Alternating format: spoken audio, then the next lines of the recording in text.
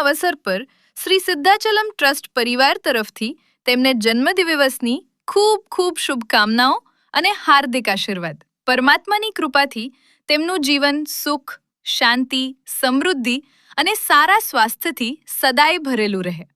વિજય. તમને જન્મદિવસની ખૂબ ખૂબ શુભકામનાઓ. જો આ વિડીયો તમને પસંદ આવ્યો હોય તો જરૂરથી લાઈક કરો, શેર કરો અને તમારા પરિવારજનો તથા મિત્રો સુધી પહોંચાડો.